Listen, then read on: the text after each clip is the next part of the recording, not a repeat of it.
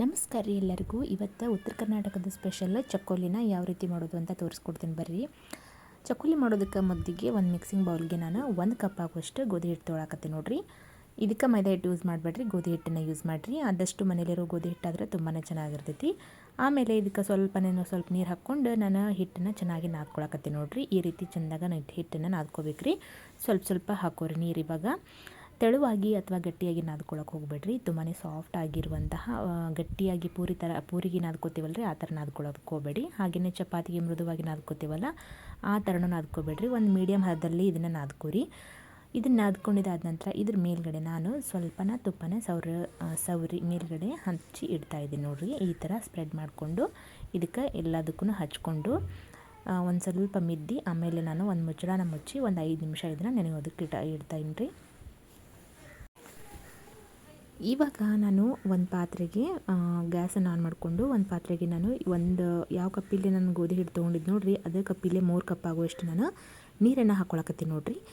ನೀರು ಹಾಕ್ಕೊಂಡು ಅದೇ ಕಪ್ಪಿಲ್ಲೇ 1 ಕಪ್ ಆಗುವಷ್ಟು ಬೆಲ್ಲ ಕೂಡ ಹಾಕ್ಕೊಳಕತ್ತೀನಿ ನೋಡಿರಿ. ಬೆಲ್ಲ ಹಾಕ್ಕೊಂಡು ಬೆಲ್ಲ ಚೆನ್ನಾಗಿ ಕರಗಿದಾದ ನಂತರ ಇದಕ್ಕೆ ನಾನು ಏಲಕ್ಕಿ ಮತ್ತು ಲವಂಗದ ಪುಡಿನ ಹಾಕ್ಕೊಳಕತ್ತೀನಿ ನೋಡಿರಿ. ಜಜ್ಜಿ ಪುಡಿ ಮಾಡಿ ಹಾಕ್ಕೊಳಕತ್ತೀನಿ. ಇದನ್ನು ಚೆನ್ನಾಗಿ ಮಿಕ್ಸ್ ಮಾಡ್ಕೊಳ್ಳೋನು. ಬೆಲ್ಲ ಚೆಂದಾಗ ಕರಗಬೇಕು ನೋಡಿರಿ. ಇದು ಪಾಕ ಏನು ಬರೋ ಅವಶ್ಯಕತೆ ಇಲ್ಲ, ಚೆನ್ನಾಗಿ ಬೆಲ್ಲ ಕರಗಿದ್ರೆ ಸಾಕು, ಅದಷ್ಟಾದರೆ ಸಾಕು. ಇವಾಗ ನಾನು ಏಲಕ್ಕಿ ಪೌಡರು ಮತ್ತು ಲವಂಗದ ಪೌಡರ್ ಎರಡನ್ನೂ ಮಿಕ್ಸ್ ಮಾಡಿಕೊಂಡು ಹಾಕ್ಕೊಳಕತ್ತೀನಿ ನೋಡಿರಿ. 1 ಏಲಕ್ಕಿ 1 ಲವಂಗ ತೊಗೊಂಡಿದ್ದೆ ನಾನು.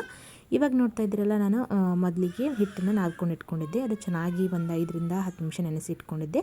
ಅದನ್ನು ಇವಾಗ 1-2 ಭಾಗ ಮಾಡಿಕೊಂಡು ನಾನು ಚಪಾತಿ ಹಿಟ್ಟನ್ನು ಹಚ್ಕೊಂಡು ಇದಕ್ಕೆ ನಾದ್ಕೋತೀನಿ ನೋಡಿರಿ. ಇನ್ನು ಚಪಾತಿ ಹೆಂಗೆ ನಾದ್ಕೋತೀವಿ ನೋಡಿರಿ, ಹಂಗೆ ಒಂದು ಸ್ವಲ್ಪ ನಾದ್ಕೊಂಡು ಚಪಾತಿನ ಹೆಂಗೆ ಲಟ್ಟಿಸ್ತೇವಲ್ಲ ಹಂಗೆ ಲಟ್ಟಿಸ್ಬೇಕು ನೋಡಿರಿ. ಇದನ್ನು ತೆಳುವಾಗಿ ಲಟ್ಟಿಸ್ಬೇಕ್ರಿ, ತುಂಬ ದಪ್ಪಾಗಿ ಲಟ್ಟಿಸೋಕೆ ಹೋಗಬಾರ್ದು. ತುಂಬ ತೆಳುವಾಗಿ ಲಟ್ಟಿಸಿದ್ವಿ ಅಂತಂದರೆ ಚಕ್ಕೋಲಿ ತುಂಬಾ ಚೆನ್ನಾಗಿ ಬರ್ತವೆ. ನಿಮ್ಗೆ ಯಾವ ಶೇಪ್ನಲ್ಲಿ ಬೇಕೋ ಆ ಶೇಪ್ನಲ್ಲಿ ಇವನ್ನ ಮಾಡ್ಕೋಬೋದು.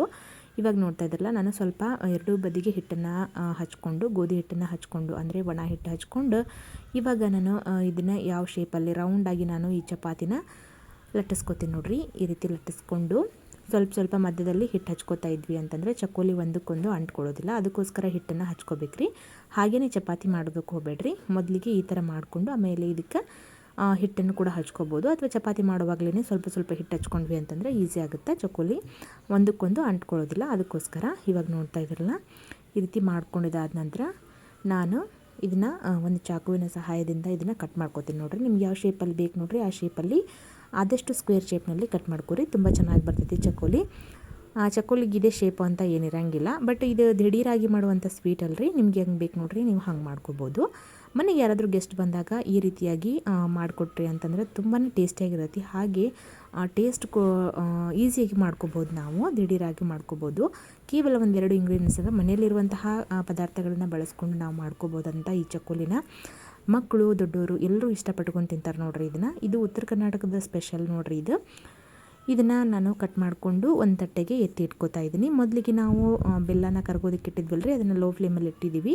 ಬೆಲ್ಲ ಕರಗಿದಾದ ನಂತರ ಇದನ್ನು ನಾವು ಮಾಡಿಟ್ಟಿರುವಂತಹ ಈ ಒಂದು ಚಪಾತಿ ಅಥವಾ ಈ ಗೋಧಿ ಹಿಟ್ಟಿನ ಪೀಸ್ಗಳನ್ನು ನಾವು ಒಂದು ತಾಟ್ನಲ್ಲಿ ಹಾಕ್ಕೊಂಡು, ಅದಾದಮೇಲೆ ಕರಗಿರುವಂತಹ ಬೆಲ್ಲದ ನೀರಿಗೆ ಇದನ್ನು ಹಾಕಿ ಒಂದು 5 ರಿಂದ 10 ನಿಮಿಷ ಅಥವಾ 15 ನಿಮಿಷ ನಾವು ಇದನ್ನು ಚೆನ್ನಾಗಿ ಕುದಿಸ್ಕೋಬೇಕಾಗತ್ತೆ ನೋಡಿರಿ. ಕುದ್ದಿದ್ದು ಹೆಂಗೆ ಗೊತ್ತಾಗುತ್ತೆ ಅಂತಂದ್ರೆ, ಈ ಚಕ್ಕೋಲಿನ ತೊಗೊಂಡು ಒಂದು ಸ್ವಲ್ಪ ಕಟ್ ಮಾಡ್ಕೊಂಡ್ರಿ ಅಂತಂದ್ರೆ ತುಂಬಾ ಸಾಫ್ಟಾಗಿ ಬರ್ತೈತಿ, ಹಾಗೆ ಬೇಗನೆ ಕಟ್ಟಾಗುತ್ತೆ. ಅಲ್ಲಿವರೆಗೂ ನಾವು ಇದನ್ನು ಚೆನ್ನಾಗಿ ಕುದಿಸ್ಕೋಬೇಕು. ನೀರು ಕೂಡ ಅಷ್ಟೇ ಚೆನ್ನಾಗಿ ಮಂದಗಾಗತ್ತೆ ರೀ, ಇದು ಬೆಲ್ಲದ ನೀರು, ಅದಕ್ಕೋಸ್ಕರ. ಇವಾಗ ನೋಡ್ತಾ ಇದ್ದಲ್ಲ, ಸ್ಪೂನಿಲ್ಲೇ ನಾನು ಒಂದು ಸತಿ ಮಿಕ್ಸ್ ಮಾಡಿಕೊಂಡು ಅದಕ್ಕೆ ನಾನು 1 ಕಪ್ ಆಗುವಷ್ಟು ಗೋಧಿ ಹಿಟ್ಟು, ಇದು ತೆಳುವಾಗಿರ್ತೈತಲ್ರಿ ಬೆಲ್ಲದ ನೀರು, ಅದಕ್ಕೋಸ್ಕರ ಸ್ವಲ್ಪ ಈ ರುಚಿ ಬರಲಿ ಅಂಥೇಳಿ 1 ಸ್ಪೂನ್ ಆಗುವಷ್ಟು ಗೋಧಿ ಹಿಟ್ಟಿಗೆ ನಾನು ಒಂದು ಸ್ವಲ್ಪ ನೀರು ಹಾಕ್ಕೊಂಡು ಗಂಟಿಲ್ದಂಗೆ ಇನ್ನು ಕಲಿಸ್ಕೊಂಡು ಈ ಮಿಶ್ರಣನ ನಾನು ಮೊದಲಿಗೆ ಮಾಡಿಟ್ಟಿದ್ನಲ್ರಿ ನಾನು ಬೆಲ್ಲದ ಆ ಚಕ್ಕೋಲಿ ರಸ ಇದಕ್ಕೆ ಹಾಕ್ಕೊಳ್ಳೋಣಂತ್ರಿ. ನಾವು ಇದಕ್ಕೆ ಅಂದರೆ ಹಾಕ್ಕೊಂಡ್ವಿ ಅಂತಂದ್ರೆ ಟೇಸ್ಟ್ ಚೆನ್ನಾಗಿರ್ತೈತಿ, ಹಾಗೆಯೇ ನೋಡೋದಕ್ಕೂ ಕೂಡ ಚೆನ್ನಾಗಿರ್ತೈತಿ.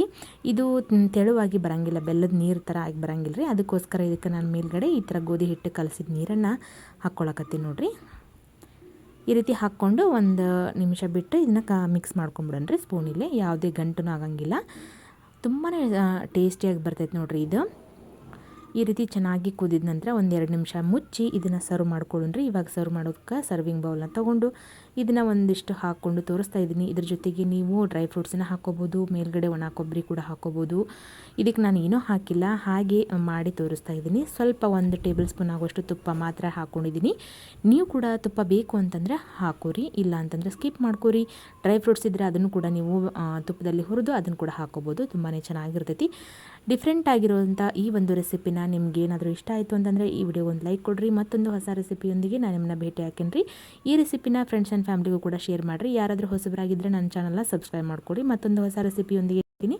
ಅಲ್ಲಿವರೆಗೂ ಎಲ್ಲರಿಗೂ ನಮಸ್ಕಾರ ರೀ. Thank you for watching.